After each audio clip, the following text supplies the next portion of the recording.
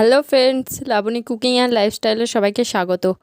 আজকে আমি একটি নতুন রেসিপি নিয়ে চলে এসেছি। বর্ষাকালে এই রেসিপিটা সবাইকারই কম বেশি ভালো লাগে। তো দেখে নাও কী রেসিপি, খিচুড়ি। তো প্রথমে তেল গরম করে নিয়ে কড়াইয়ে আমি আলু দিয়ে দিচ্ছি।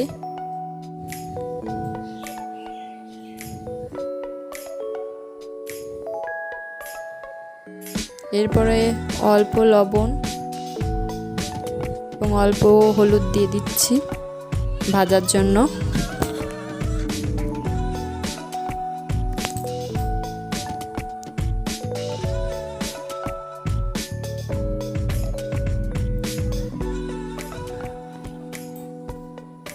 দেখুন লাল করে ভাজা হয়ে গেছে। এবারে তুলে নেব আমি আলুগুলোকে। এবারে ওই তেলেই আমি দিয়ে দিচ্ছি দুটো শুকনো লঙ্কা, একটা তেজপাতা, অল্প পাঁচফোড়ন এবং অল্প পরিমাণে জিরে।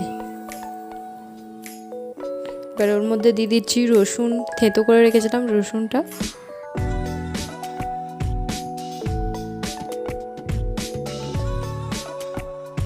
এবারে পেঁয়াজ দিয়ে দিচ্ছি।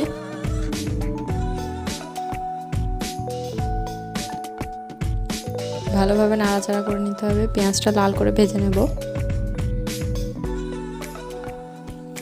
এরপরে কাঁচা বাদাম ভিজিয়ে রেখেছিলাম আগে থেকে, ওটা দিয়ে দিচ্ছি, একটু ভাজা ভাজা করে নেব। বাদামটা ভাজার পরে ওর মধ্যেই আমি টমেটো দিয়ে দিলাম।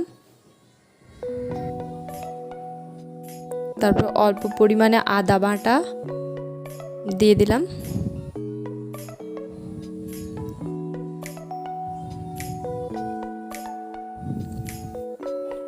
অল্প স্বাদ মতো লবণ দিয়ে দিলাম।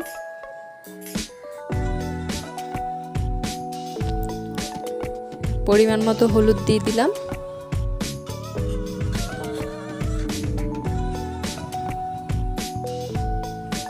জিরে গুঁড়ো এবং ধনে গুঁড়ো আমি আগে থেকে বেটে রেখেছিলাম, ওটা দিয়ে দিলাম। আর অল্প পরিমাণে লঙ্কা গুঁড়ো দিয়ে দিলাম। দেখতে পাচ্ছ তোমরা গ্রেভিটা কেমন কালার চলে এসছে। এবারে আতপ চালটা আমি ভিজিয়ে রেখেছিলাম, আতপ চালটা আমি দিয়ে দিলাম। ধুয়ে আগে থেকে রেখে দিয়েছিলাম, তো দিয়ে দিলাম। একটু ভাজা ভাজা করে নেব।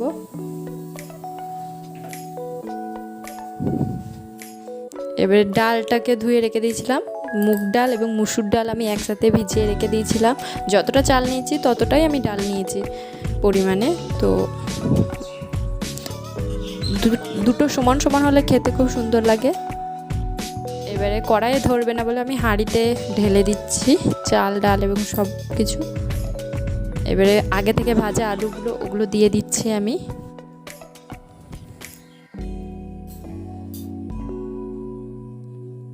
এরপর পরিমাণ মতো জল দিয়ে দিতে হবে। দেখো ফুটছে, মনে হচ্ছে খিচুড়িটা হয়ে এসছে।